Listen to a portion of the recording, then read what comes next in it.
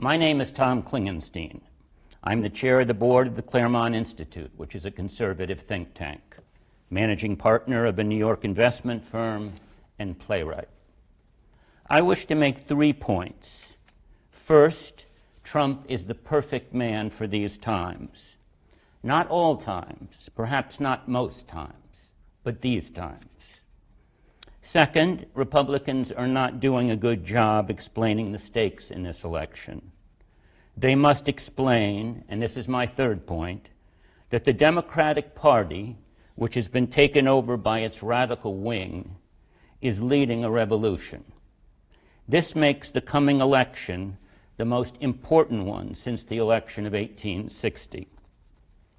Let's begin there. Unlike most elections, this one is much more than a contest over particular policies like health care or taxes. Rather, like the election of 1860, this election is a contest between two competing regimes or ways of life. Two ways of life that cannot exist peacefully together. One way of life, I'll call it the traditional American way of life, is based on individual rights, the rule of law, and a shared understanding of the common good. This way of life values hard work, self-reliance, volunteerism, patriotism, and so on. In this way of life, there are no hyphenated Americans. We are all just Americans. Colorblindness is our aspiration. The other way of life I call multiculturalism. Others call it identity politics, or cultural Marxism, or intersectionality. The multicultural movement, which has taken over the Democratic Party, is a revolutionary movement. I do not mean a metaphorical revolution. It's not like a revolution. It is a revolution. An attempt to overthrow the American founding, as President Trump said in his excellent Mount Rushmore speech. Republicans should say the same thing. Republicans everywhere, at every level, and at every opportunity. Multiculturalism conceives of society not as a community of individuals with equal rights, but as a collection of cultural identity groups defined by race, ethnicity, gender, and so forth. According to the multiculturalists, all these identity groups are oppressed by white males. Their goal is to have each identity group proportionately represented in all institutions of American society, as should be immediately clear. Achieving this proportional representation requires a never-ending redistribution of wealth and power from some groups, and not just from whites, to other groups. Such a massive redistribution can only be achieved by a tyrannical government, and like in all tyrannies, one where dissenters are silenced. In order to achieve this proportional representation, the Democrats require not just endless affirmative action, but genuine socialism, open borders, unrestricted trade, seizing guns, sanctuary cities, and much more. The Black Lives Matter / Democrats understand, which Republicans seem not to, that if they are to achieve their policy agenda, they must get Americans to change their values, their principles, and the way they understand themselves. They must get us to believe that national borders and colorblindness are racist, that we are not one culture but many, that the most important thing in our history, the thing around which all else pivots, is slavery. More broadly, the multiculturalists must get us to believe that we are unworthy, not just that we have sinned, which of course we have, but that we are irredeemably sinful.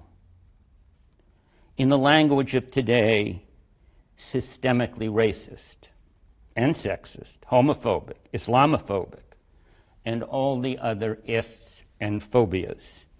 Simply put, Multiculturalism must get us to believe that we are bad.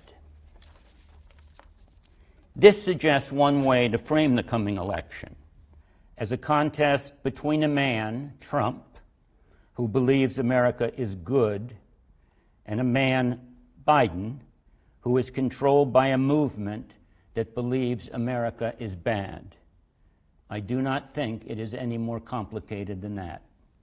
For the multiculturalists to change traditional values and principles, they must destroy or radically restructure the institutions that teach those values and principles. The most important of these institutions is family, but also very important is religion, education, which they have mostly destroyed already, and community life, replacing the latter with government bureaucrats.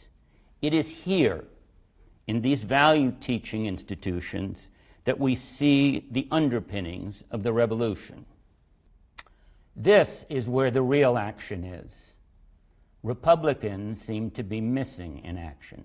Republicans need to explain that BLM and their democratic enablers wish to destroy the traditional mother-father family.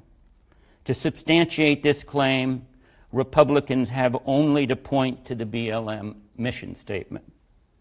The mission statement, written by avowed Marxists, also lets us know that BLM holds transgenderism to be the burning issue of our time.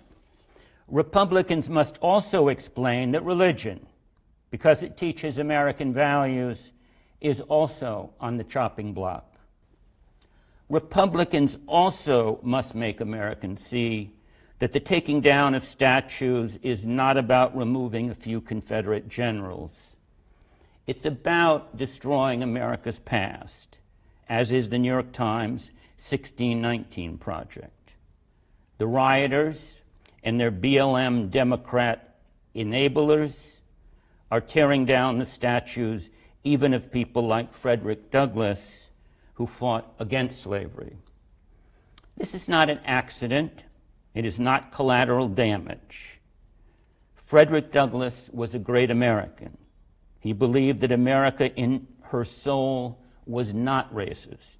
He believed in hard work and self-reliance. And because of his embrace of American values, the BLM Democrats have to get rid of him.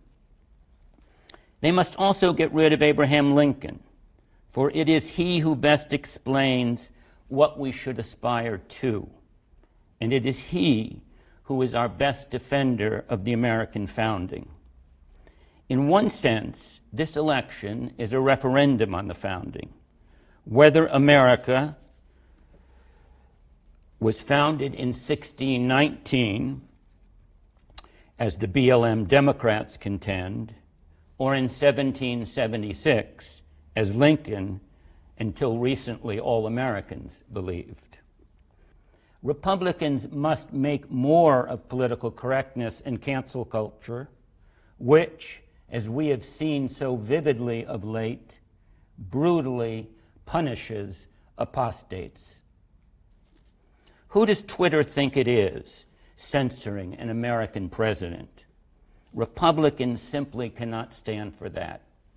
And Republicans must explain, as I earlier explained, that the multiculturalists are trying to get us to believe that we are systemically racist so that we will surrender to their policy agenda. This, too, must not be allowed to stand. The American people need to hear what they know in their hearts. They are not racists. Republicans should stand up and say, no, America is not racist, period.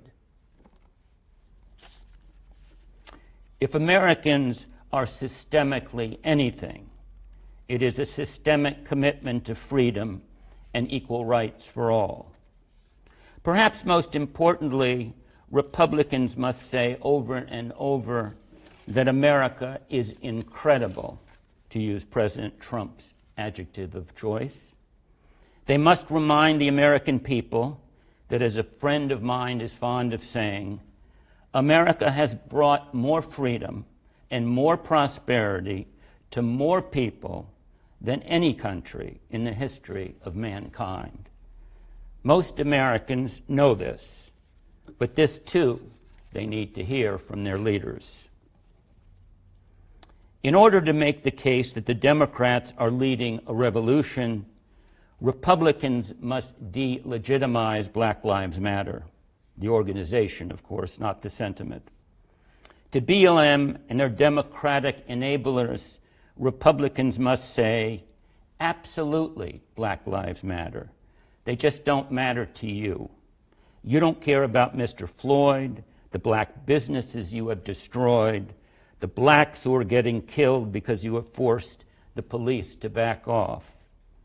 You are here for destruction, not black lives, not any lives. After delegitimizing Black Lives Matter, the next step for Republicans is to tie BLM's revolutionary agenda around the necks of Democrats. The BLM wing of the Democratic Party has captured the entire party. Run-of-the-mill Democrats may not agree with all of the BLM agenda, but they go along, so they might as well agree. Joe Biden is one of the go-along Democrats. So do not expect all Democrats to sing the BLM tune. Even so, most will kneel before them. Listen to Biden. On one occasion, Biden said, "Let's be clear. Transgender equality is the civil rights issue of our time."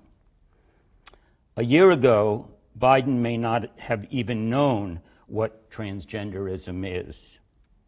He does not seem to know it, but he has been radicalized.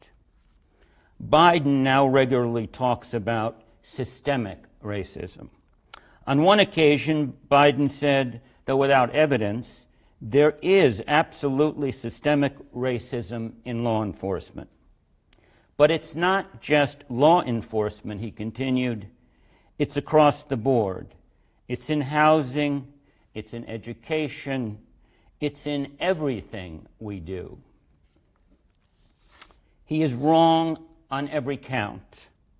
But if indeed he believes that racism is in everything we do, that it is systemic, then he believes, whether he admits it or not, that the system must be overturned. Biden does not realize it, but he is calling for the overthrow of the American way of life.